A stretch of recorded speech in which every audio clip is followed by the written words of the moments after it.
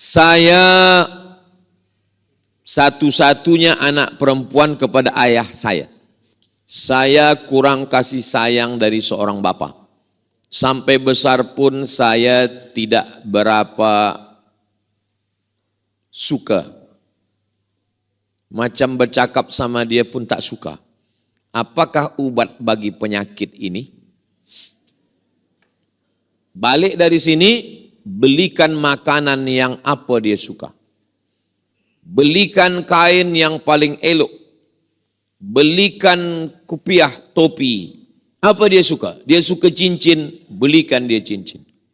Belikan dia kasut, belikan dia selipar.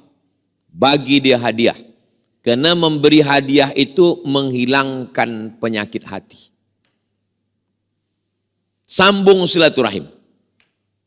Walladzina jahadu fina, orang yang bermujahadah melawan marahnya, melawan dendamnya, lanahdiyannahum subulana, kami akan berikan. Ini bagian dari ujian hidup. Ada orang diuji kesehatan, ada orang diuji istri, ada diuji anak. Kebetulan diuji tentang seorang ayah. Adakah Nabi yang diuji ayah? Ada. Ibrahim alaihissalam. Nama ayahnya Azar. Kata Azar, la illam tantahi, kalau kau tak berhenti menasehati aku, la arjumannaka, aku lempar kau pakai batu sampai mati. Wahjurni maliya, tinggalkan aku, pergi jauh sana. Apa jawab Nabi Ibrahim? Salamun alaika, keselamatan untukmu wahai ayahku. Sa'astaghfiru laka rabbi, aku akan memintakan ampun kepada Allah atas dosa-dosamu. Innahu kana bi hafiyya, Allah itu sayang kepada aku dan mengabulkan doaku. Apa balasan Allah kepada Nabi Ibrahim? Allah balas Nabi Ibrahim, anaknya soleh bernama Ismail. Macam mana kesolehan Ismail? Nabi Ibrahim bawa pisau. Ya bunayya, wahai anakku, inni ara fil manam, malam tadi aku mimpi, anni azbahuka, aku menyembelih lehermu. Fanzur madza tara, apa pendapatmu? Apa jawab Ismail? Ya abati, wahai ayah, if'al ma tu'mar, laksanakan perintah Allah. Sembelihlah leherku. Satajiduni insyaallah minas sabirin. Aku insyaallah sabar.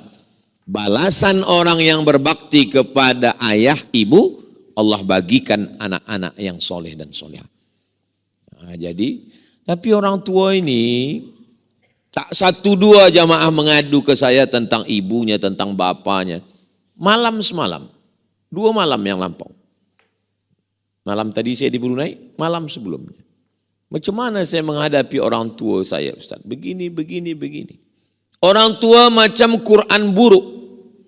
Dibaca tak terbaca, titik badah 3 dimakan rayap.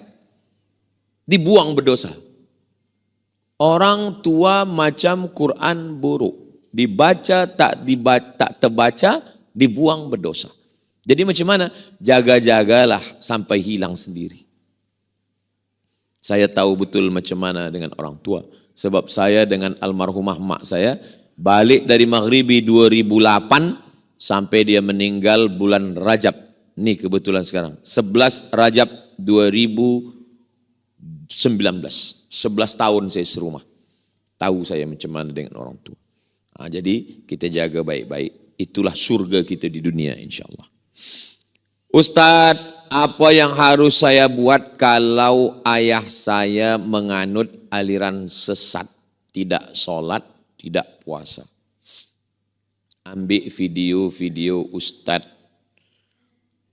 Somad boleh, Buya Yahya boleh, Datuk Mufti, ulama-ulama kita boleh, Ustadz Azhar Idrus, siapa ya? Kirim pada dia. Kalau kita bercakap, bukan berarti kalau kita dah mengaji, kita balik ke rumah, ayah duduk sini. Saya Ustadz, tapi di hadapan ibu saya ni tetaplah budak kecil yang baru pandai berjalan. Sebab orang tua tidak pernah menengok anaknya besar. Puan, muslimat, bila menengok anak, walaupun dia dah punya anak, maka di mata puan, dia tetaplah budak kecil yang dulu terlangkup waktu belajar berjalan. Jadi jangan cuba kita nak nasihatkan dia. Bagi dia buku, bagi dia tazkirah, kirimkan video-video tentang sembahyang, video-video tentang puasa, boleh juga bercerita sikit-sikit, tapi jangan sampai tinggi suara kita dari dia. Kau jangan nak ajarkan aku bercakap, sebab yang mengajar engkau bercakap tu aku. Nah, jadi ini ujian dari Allah Subhanahu Wa Taala. Ayah Nabi Ibrahim bukan lagi sesat, pembuat berhala. Semua berhala-berhala itu Azar yang membuat. Apa jawab Nabi Ibrahim? Lembut, ya abati, wahai ayahku, aku akan memintakan ampun kepada Allah atas dosa-dosamu. Nah, jadi tetap usaha. Doa silahul mu'min. Ada yang lebih hebat lagi daripada tazkirah. Doa, sembahyang malam, tahajud, solat hajat, supaya dapat hidayah ayah ini. Di sujud terakhir minta, jangan cakapkan di mulut, dalam hati. Ya Allah, bagikan dia hidayah, bukakan pintu hatinya. Aliran sesat merata-rata. Ada yang mengaku Tuhan, ada yang tak nak sembahyang, ada sembahyang batin. Ayah tak sembahyang, sembahyang cukup batin saja. Tapi nampaknya ayah makan nasi. Kalau sembahyangnya batin, makannya batin juga lah ya. Engkau tak tahu. Tapi dalam itu dia berpikir, betul juga ya. Kalau sembahyang batin, makan kenapa tak batin? Sikit cakap itu, tapi mengena di hati dia. Saya banyak jumpa orang, taubatnya itu karena tidak pakai ayat. Jumpa saya seorang lelaki, saya ni dulu ustaz orang tak baik, saya minum khamar, saya berjudi, saya berzina, maaf, saya buat haram. Kenapa Tuhan bertaubat? Bini saya bercakap 5 kata saja ustaz. Bila abang nanti mati, macam mana? Lama saya menung. Saya tazkirah 1 jam belum tentu masuk ke hati orang. Dia cakap cuma 5.